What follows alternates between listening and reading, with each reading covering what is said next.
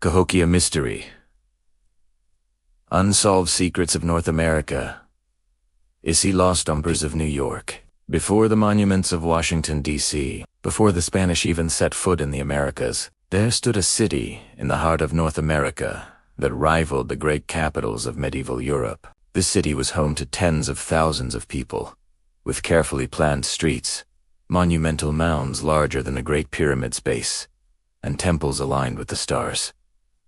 And then it was gone. This is the mystery of Cahokia, a forgotten empire buried in the earth, a lost civilization whose secrets remain hidden in silence. Today, we'll uncover how Cahokia rose to power, the marvels it left behind, the shocking rituals its people performed, and the enduring mystery of why an empire this advanced simply vanished. Cahokia was founded around 700 CE, but it truly began to flourish by 950 CE, within just a century. It grew into a metropolis unlike anything North America had ever seen. At its peak, between 1050 and 1150 CE, Cahokia's population may have reached 40,000 to 50,000 people, larger than medieval London at the same time.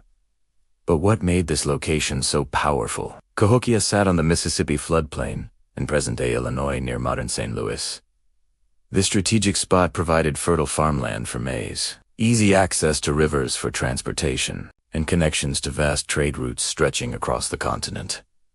The city was a magnet for diverse. Archaeological studies of bones and teeth reveal that people came from hundreds of miles away. From the Great Lakes, the Gulf Coast, even the Appalachian Mountains. Cahokia was not just a city. It was the beating heart of a continental network. What set Cahokia apart were its massive earthen mounds. Originally, more than 120 mounds covered the landscape, though only about 70 remain today. At the center stood the greatest of them all, Monk's Mound. It rises 100 feet high, with a base covering more than 14 acres. Larger than the Great Pyramid of Giza's base, it was built in multiple stages, requiring millions of cubic feet of earth moved entirely by human hands. Imagine the labor force required, the organization, the leadership. Cahokia wasn't just a random village. It was a planned, hierarchical city with rulers powerful enough to command entire populations. And these mounds weren't just dirt piles. There were platforms for temples, palaces, and ritual spaces. Not far from Monk's Mound stood a mysterious series of wooden circles.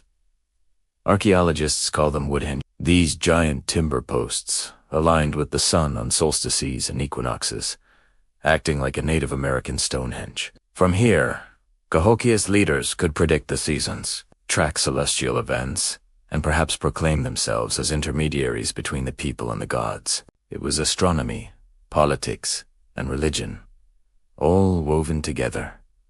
Beneath the grandeur of Cahokia lies a darker story. In Mound 72, archaeologists discovered a burial unlike anything in North America. A Heistatuzman was laid to rest on a bed of 20,000 shell beads, arranged in the shape of a falcon. Around him, dozens of young women were buried, many sacrificed.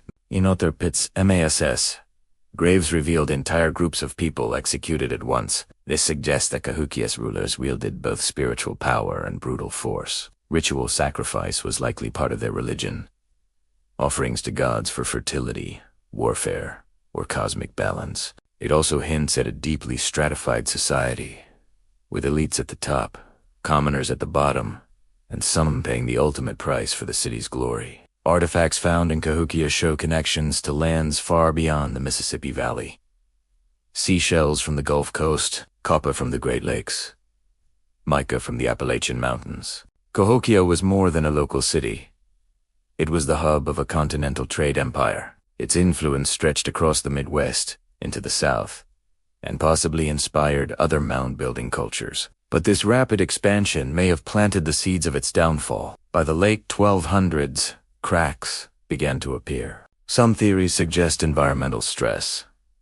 Deforestation stripped the land bare. Floods damaged crops, and climate shifts made farming unstable. Others point to social unrest. Evidence of palisade walls suggests Cahokia faced internal conflict or external threats. There's also the possibility of disease spreading through its crowded streets. weakening the population. What we know for sure is that by 1350 CE, Cahokia was in steep decline. By around 1550, the once great city was completely abandoned, the people scattered. And mysteriously, the memory of Cahokia faded too. Here lies the greatest mystery.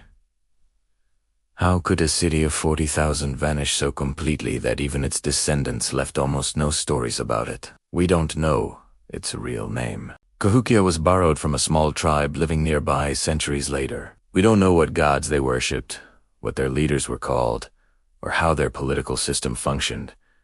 And the most haunting question, why did their memory disappear? Was it trauma, deliberate forgetting, or something more mysterious?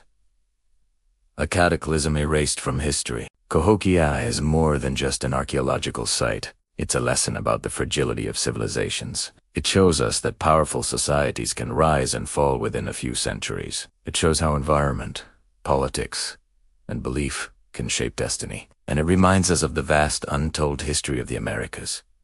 Stories far older than the European arrival. Cahokia remains one of history's greatest mysteries. A lost empire that rivaled the greatest cities of its age, and then simply vanished. But perhaps the most unsettling question is this. If Cahokia could disappear without a trace, what other civilizations lie buried beneath our feet, still waiting to be rediscovered? What do you think caused Cahokia's fall? Drought, war, disease, or something far stranger? Let me know in the comments. And if you love uncovering history's hidden truths, subscribe to the Mystery's Nest for more secrets they never taught you in school.